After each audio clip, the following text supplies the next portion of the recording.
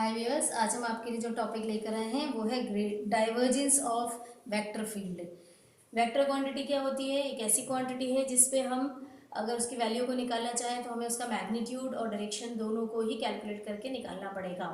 तो ये हमारा कहलाता है वेक्टर क्वांटिटी। उस वेक्टर क्वांटिटी के फील्ड की बात करते हैं हम जिसमें हम उसके डाइवर्जेंस को कैलकुलेट करेंगे। और पिछले वीडियो में हमने ग्रेडियंट ऑफ स्केलर फील्ड दिया था, तो आप चैनल को सब्सक्राइब कर लीजिए पुराने वीडियोस के लिए और बेल आइकन दबा लीजिए नोटिफिकेशन नए वीडियोस के लिए। साथ में आप चैनल को लाइक कीजिए, वीडियोस को लाइक कीजिए और अपने फ्रेंड्स को आगे शेयर कीजिए ताकि उनका नॉलेज भी बढ़ सके। चलिए अब हम बात करते हैं डाइवर्जेंस की। तो डाइवर्जेंस क्या है? हम जब वेक्टर फील्ड की डाइवर्जेंस को कैलकुलेट करेंगे तो हमें एक स्केलर क्वांटिटी मिलेगी और जो उसका मैग्नीट्यूड होता है, तो जो हमारे वेक्टर फील्ड वो कैसे हम कैलकुलेट कर सकते हैं? डाइवर्जेंस जो होता है वेक्टर फील्ड का वो हमेशा एक स्केलर क्वांटिटी हमें देता है, लेकिन मैग्नीट्यूड हमें निकालना है। तो मैग्नीट्यूड क्या होता है? जो वेक्टर फील्ड हमने कंसीडर किया है उससे फ्लक्स बाहर आएगा, फ्लक्स बाहर आएगा डाइवर्ज होके एक यूनिट वॉल्यूम पे हम निकालेंगे उसको, तो वो हमारा मैग्नीट्यूड कैलकुलेट करके हमको देगा। जब हम इसकी डाइवर्जेंस की बात करते हैं तो हम इसको डिनोट करते हैं DIV ऑफ ए, जहाँ ए आपका क्या है? It is a vector quantity. ये वेक्टर क्वांटिटी लिया है आपने, वेक्टर फील्ड लिया है और आपका डाइवर्जेंस हमने डिनोट किया है। तो जब डाइवर्जेंस की बात करते हैं तो ये डॉट प्रोडक्ट से हम इसको डिनोट करके चलते हैं। डॉट प्रोडक्ट से हम डिनोट करेंगे तो हम इसको लिखते हैं del dot unit vector vector A. ये हमारे पास जो है ये डॉट प्रोडक्ट होता है। डॉट प्रोडक्ट मतलब अगर हम डॉट हटाएं तो हमें क्या मिल जाएगा? कॉस मिल जाएगा। तो हम आगे इसी को कैलकुलेट करके चलते हैं कि हमने बोला let A be the vector. A क्या है हमारे पास? Vector in X Y and Z direction. ये हमने ए वेक्टर को ले लिया। It is a vector field in X Y and Z direction. तो हम इसको कैसे लिखेंगे? इसके साथ एक्स वाई और जेड डिनोट करके हम इसको प्रेजेंट कर सकते हैं। अब हम इसका डाइवर्जेंस निकालेंगे तो हमें पता है डेल जो हमारे पास है इट इज एन ऑपरेटर, और ऑपरेटर की वैल्यू क्या है हमारे पास? Del operator is given by I D by D X unit vector I plus unit vector J D by D Y plus unit vector K D by D Z. तीनों axis पे इसका partial derivative हम देते हैं। और ए vector को हम यहाँ पे कैसे डिनोट कर सकते हैं? एक्स वाई जेड के फॉर्म में है।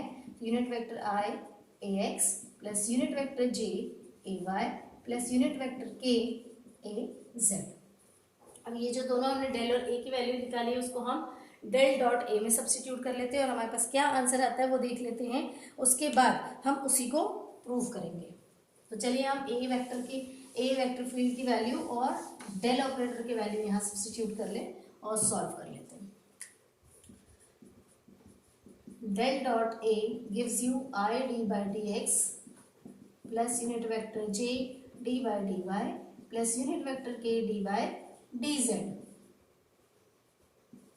अब हम ए की जो हमने वेक्टर फील्ड लिया था वो भी हम रख लेते हैं, प्लस यूनिट वेक्टर जे ए वाई प्लस यूनिट वेक्टर के ए जेड। तो ये हमें दो वैल्यूज हमने दोनों की सब्स्टिट्यूट कर दी, डेल ऑपरेटर की और ए की। अब जब हम इसमें डॉट प्रोडक्ट कैलकुलेट करके निकालेंगे तो हमें पता है I dot I is equal to J dot J is equal to K dot K is equal to 1। ये हमें पता है कि यूनिट वेक्टर से अगर हम डॉट प्रोडक्ट निकालते हैं तो हम सेम डायरेक्शन में चलेंगे तो हमें 1 की वैल्यू मिलेगी। अब हम इसी के बेस पे हम इसको सॉल्व कर लेते हैं। तो हमारे पास क्या बचेगा? आई डॉट आई वाली वैल्यू, जे डॉट जे वाली वैल्यू, के डॉट के वाली वैल्यू बचेगी। तो टोटल सॉल्व करके हमारे पास मिल जाएगा D by D X of A X plus D by D Y of A Y plus D by D Z of A Z. ये मिलेगी। तो अब इसमें देखिए आप डायरेक्शन कहीं पर भी नहीं है, आई जे के कहीं नहीं है, तो जो रिजल्ट आया है आपका it is a scalar quantity और यही चीज हमें प्रूफ करना है। तो हम इसका प्रूफ कर लेंगे। तो जो हमें स्केलर क्वांटिटी मिल रही है उसको हम सॉल्व करके निकाल लेते हैं। तो प्रूफ के लिए सबसे पहले हम क्या करेंगे? एक पैरेललो पाइप कंसिडर करेंगे जो तीनों डायरेक्शन में रहेगा। तीनों डायरेक्शन मतलब एक्स वाई और जेड डायरेक्शन में। तो उसको हम बना लेते हैं और आगे फिर हम इसको कैलकुलेट कर लेते हैं। तो हम इसमें सबसे पहले पैरेललो पाइप को कंसिडर ये है हमारे पास जो पैरेललोपाइड जिसकी हम बात कर रहे थे। तो हमने तीनों एक्सिस एक्स वाई जेड मतलब कार्टेशियन कोऑर्डिनेट्स में हमने ये पैरेललोपाइड बना लिया है। अब ये जो वेक्टर फील्ड हमने यहाँ लिया था, हमने कंसीडर किया कि वेक्टर फील्ड जो है वो सेंटर ऑफ दिस पैरेललोपाइड है, पैरेललोपाइड के सेंटर पे हमने वेक्टर फील्ड को कंसीडर किया है। तो जो हमारे पास वेक्टर फील्ड है वो सेंटर पे है, चाहे तो आप लिख लीजिए, इसको इजी हो जाएगा आपके लिए। तो हमारे पास जो वेक्टर फील्ड ए है वो हमारा कहाँ है, बिल्कुल सेंटर ऑफ द पैरेललोपाइड है। अब हम यहाँ पे चले तो जो हमारे पास चेंजेस आ रहे हैं, हम देख रहे हैं कि यहाँ पर एक्स एक्सिस है, वाई एक्सिस है, जेड एक्सिस है। अगर हम सेंटर पॉइंट की बात करें, अगर हम एक्स एक्सिस पे चलते हैं तो ये हमारा क्या है, सेंटर पॉइंट है। अगर यहाँ से यहाँ तक की वैल्यू क्या है, हमने dx माना है, दिस इज dx, dc क्या हमारे पास dx है, ये भी क्या हमारे पास dx। अब सेंटर पॉइंट a पर है, तो जो a पॉइंट है अगर हम लेफ्ट डायरेक्शन पे जाएं तो हमारे पास क्या होगा, dx जो हमारे पास है वो, अगर हम इस तरफ को चलते हैं तो ये dx/2 हो जाएगा, और इस तरफ को चलेंगे तो ये dx/2 होगा, हाफ हाफ हो जाएगा क्योंकि वो सेंटर पॉइंट पे है। अब हम मान लेते हैं जो हमारे पास ये वेक्टर क्वांटिटी है या वेक्टर फील्ड है, अगर इसका वेरिएशन हो रहा है, ऑब्वियसली वेरिएशन होगा क्योंकि हम ये अगर एक्स एक्सिस में राइट साइड जाए तो पॉजिटिव में वेरिएशन होगा, लेफ्ट साइड में जाए तो नेगेटिव में वेरिएशन होगा। तो जो हमारे पास वेरिएशन होगा, हमने बोला let the rate of change of the component along X axis be D of dx of ax। जो ax कॉम्पोनेंट है अलॉन्ग एक्स एक्सिस उसका वेरिएशन कितना होगा, d/dx of that component along X axis.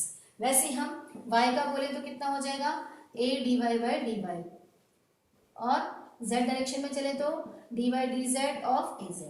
ये हमारे पास वैल्यू मिल जाएगी कि ये वेरिएशन हो रहा है हमारा, चाहे हम नेगेटिव डायरेक्शन में जाए चाहे हम पॉजिटिव डायरेक्शन पे जाए। अब टोटल वेरिएशन यदि आपको निकालना है, if you are moving towards the X axis, along X axis की बात करें तो पॉजिटिव, एक जगह पॉजिटिव होगा दूसरी जगह नेगेटिव होगा, तो पॉजिटिव में वेरिएशन कितना होगा, d/dx of ax into dx/2। वैसे ही नेगेटिव में इतना होगा, ये प्लस के साइन के साथ होगा और ये माइनस के साइन के साथ होगा, इस तरह से।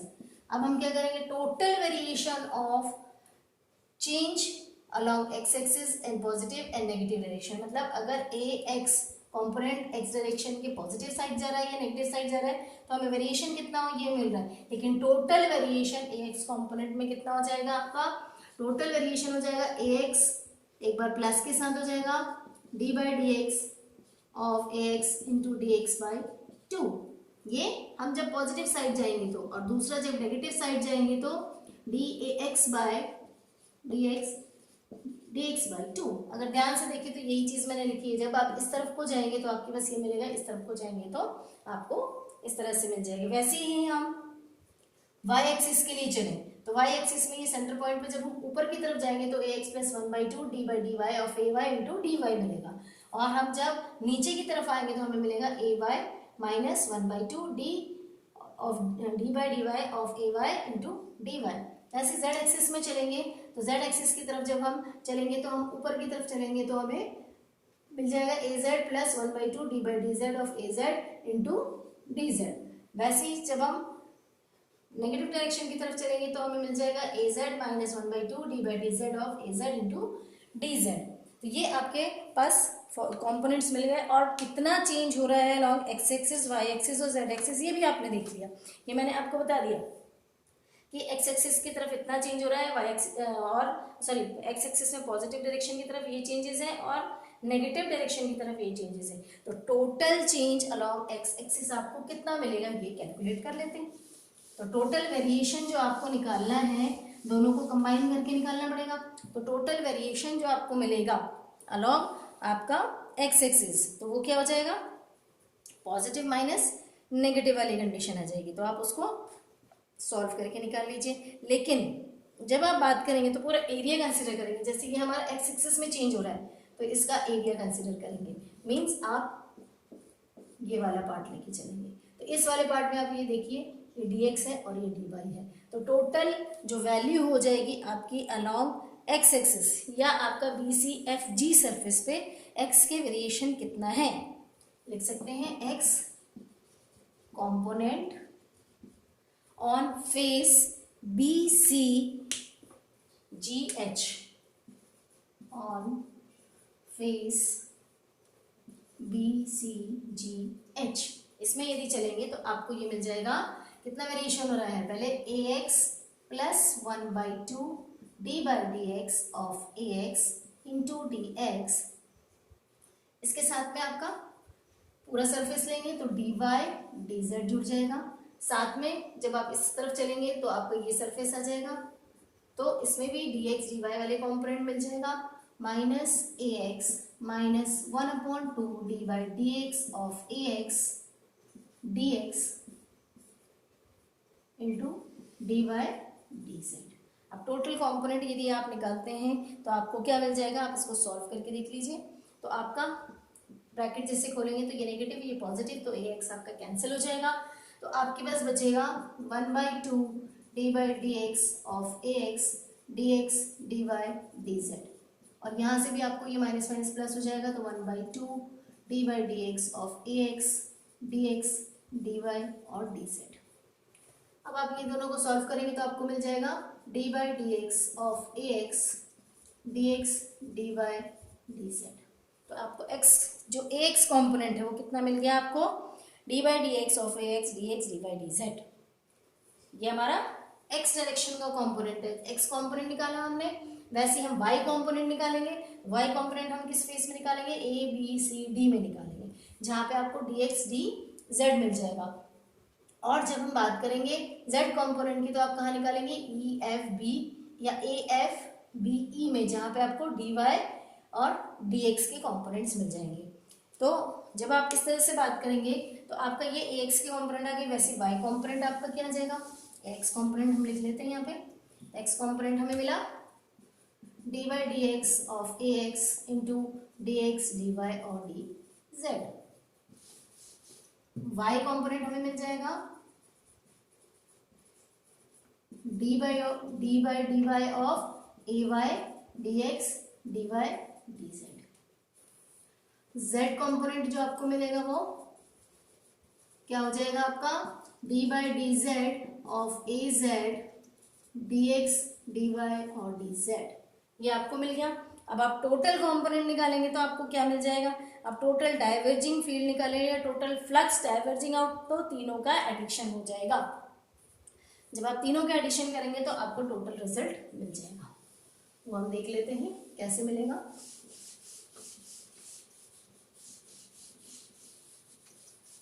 Total flux diverging out, total flux diverging out of parallelepiped A B C D E F G H, इस पैरेललोपाइप से आपको कितना मिलेगा, इन तीनों का addition, x component plus y component plus z component की वैल्यू। तो vector field allowed x y z आप ऐड कर दो तो d/dx of AX dx dy dz plus d/dy of AY dx dy और dz, यहाँ आपका divergence of vector field total हम निकाल रहे हैं। तो यहाँ पे आप लास्ट कंपोनेंट लिख दीजिए of AZ dx dy and dz। यहाँ आप देख रहे हो dx dy dz कॉमन है, आप बाहर ले लीजिए, तो यहाँ आपका बच जाएगा d/dx of AX plus d/dy of AY plus d/dz of AZ, और ब्रैकेट के बाहर आपका आ जाएगा dx dy और dz, ये आपके पास टर्म आ जाएगी। तो ये आप अगर देख रहे हैं ध्यान से तो dx dy dz अगर देखें तो it is per unit volume, per unit volume आ गया आपका dx dy dz, क्योंकि यूनिट वॉल्यूम में आप कैलकुलेट करके चल रहे हैं, तो आपके पास जो टोटल फ्लक्स आएगा per unit volume, total flux per unit volume that is diverging out is given as divergence of A vector is d/dx of AX plus d/dy of AY plus d/dz of AZ, ये आपका answer है और ये आपका proof है। यहाँ पे हमने क्या किया है, पैरेललोपाइप ABCDEF पूरे वॉल्यूम के लिए, फुल वॉल्यूम चाहे तो लिख लीजिए इसको, आपको याद रहेगा। फुल वॉल्यूम के लिए आपके पास ये कॉम्पोनेंट आ गए, जहाँ से पर यूनिट के लिए किया तो ये 1 1 1 आ जाएगा, तो आपके पास डाइवर्जेंस पर यूनिट वॉल्यूम की वैल्यू कितनी आ जाएगी, divergence of A is equal to D by D X of A X plus D by D Y of A Y plus D by D Z of A Z. तो ये आपका एक scalar quantity हो गया, आई जे के unit vector इसमें नहीं है, डायरेक्शन की जरूरत नहीं है, तो divergence of A is a scalar quantity आप अपने कैलकुलेट करके निकाल लिया है। So that's all for this topic. अगर आपको कोई डाउट है तो आप प्लीज़ अपने क्वेरीज पुट अप कर सकते हैं। Thank you viewers.